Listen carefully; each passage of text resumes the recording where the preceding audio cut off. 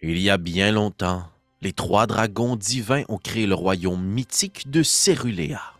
Un vaste royaume de champs verdoyants, de lacs bleus, de forêts profondes, de montagnes volcaniques et de déserts brûlants. Le monde est enfermé dans le cycle perpétuel du conflit entre le bien et le mal.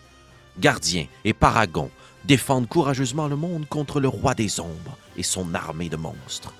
Tous les trois se sont réincarnés de nombreuses fois à travers l'histoire. Mais aujourd'hui, le roi des ombres est de retour. Mais Gardiens et Paragons sont toujours introuvables. De nouveaux héros doivent venir en aide à Céruléa. Hey, salut la communauté de coups critiques, ici Félix aux commandes aujourd'hui pour vous parler d'un jeu relié à une campagne Kickstarter que j'ai soutenue il y a de cela plusieurs mois, mais dont je suis ravi aujourd'hui de vous parler. À tout le moins, je vous parle de ce que l'on a reçu pour l'instant, beaucoup plus se dresse devant nous, et je vous parle évidemment du jeu Heroes of Céruléa, un jeu qui se décrit comme un dungeon crawl pixelisé, pour nous rappeler en fait tout ce qu'il y a de plus nostalgique dans nos classiques de nos vieilles consoles Super Nintendo ou autres du même acabit, alors qu'on incarnait des personnages en plein de petits pixels armés de leur épée, de leur boomerang et de leur bombe. On fait un petit clin d'œil évidemment ici à Legend of Zelda, pour aller dans des donjons qui sont autant parsemés de monstres que de défis, de puzzles et aussi de vases et de pots qui contiennent des rubis, des bombes et des gemmes. Parce que pourquoi pas? Mais surtout, ne frappez pas les poules. Bref, ce jeu est disponible pour l'instant via la campagne Kickstarter. On nous annonce une livraison au cours de l'année à venir. Ça dépend du niveau de soutien qu'on a offert, mais le jeu en soi rappelle les bonnes vieilles pochettes de cassettes NES.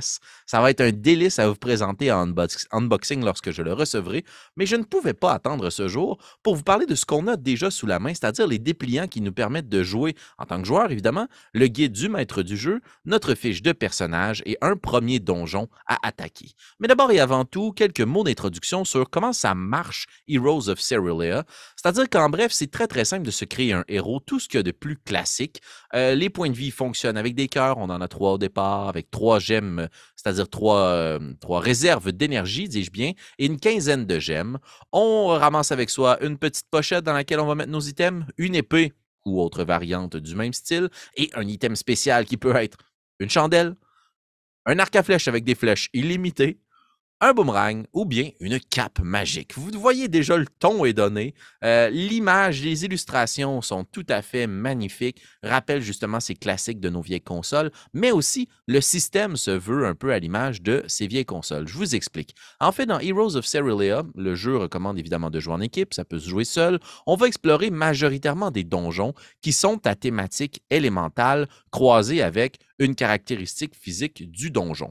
Il y a des pièces conventionnelles, lesquelles contiennent des challenges, que ce soit justement des puzzles. Il fait noir dans la pièce. Vous voyez, j'imagine, les mêmes classiques de console que moi.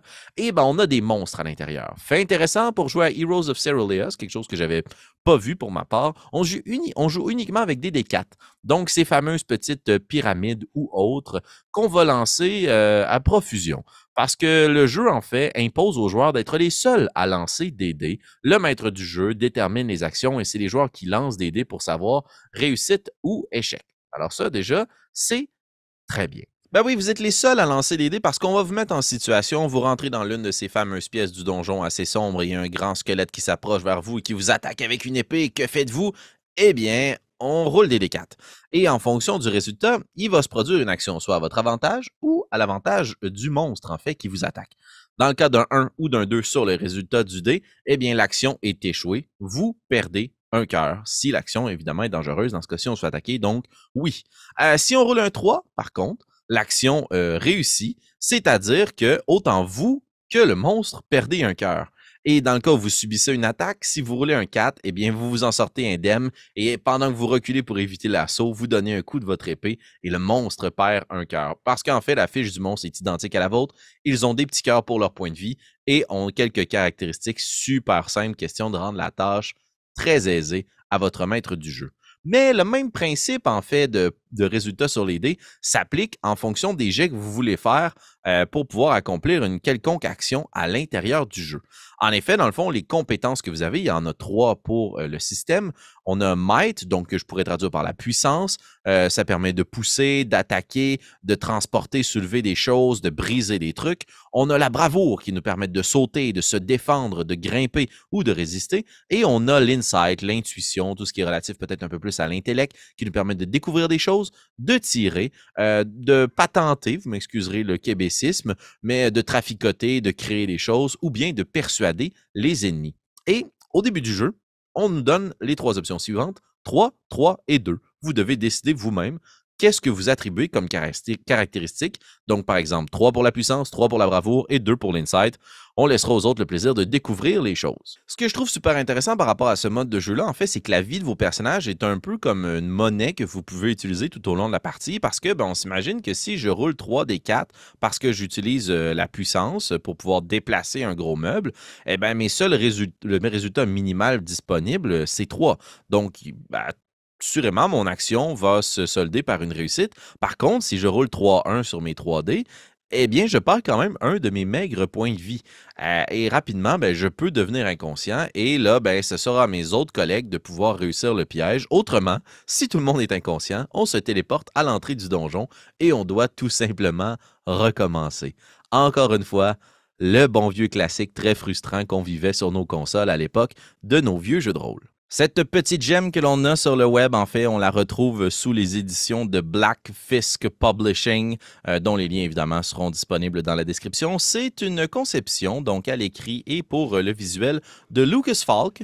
Et à l'édition, on a Alf Peter Malmberg.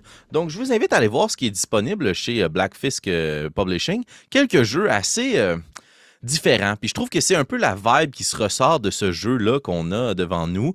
C'est que c'est différent. Ça a été réfléchi pour vraiment émuler le caractère qu'on avait à l'époque quand on jouait sur nos vieilles consoles.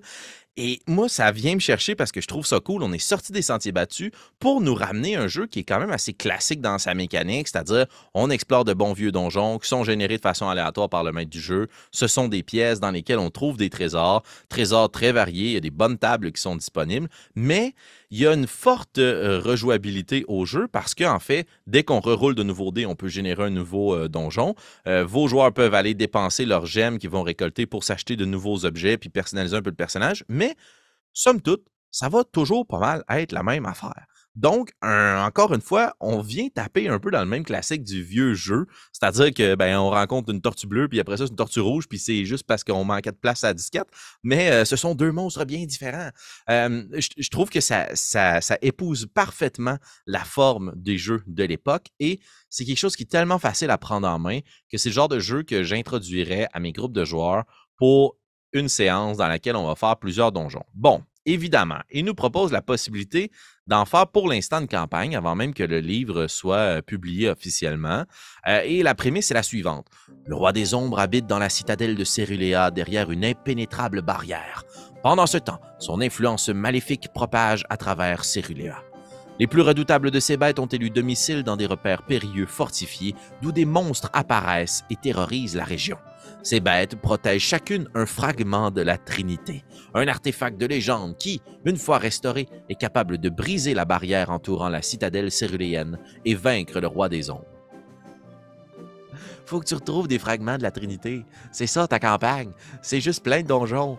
Tu tues un gros monstre, puis ils sont vraiment tough à tuer les gros monstres. Fait que tu vas leur faire une couple de fois ton donjon. C'est comme jouer à des jeux de rôle, mais Dark Souls en même temps, sans avoir à se taper 750 pages de backstory, puis des règles très compliquées pour générer son personnage. Tu roules 3D, bang, c'est fait, c'est parti. T'as ton bonhomme, tout le monde a une épée, t'as le goût que c'est une hache, ça change rien. Tu te bats au corps à corps. Il y a juste toi qui roule des dés. Tu te bats contre le squelette, il t'attaque, tu roules des dés. Il t'attaque le squelette, tu roules des dés. Juste des D4. Ah, la simplicité désarmante, je trouve ça tellement nice. C'est super créatif. Je vous invite à aller voir, acheter un coup d'œil sur en fait ce qui est disponible en ligne. Les liens sont dans la description aussi pas trop loin de ces liens-là, il y a un petit pouce qui vous permet d'apprécier la vidéo ou bien de vous abonner à cette chaîne. Ça nous encourage en fait à produire et à proposer d'autres contenus du genre.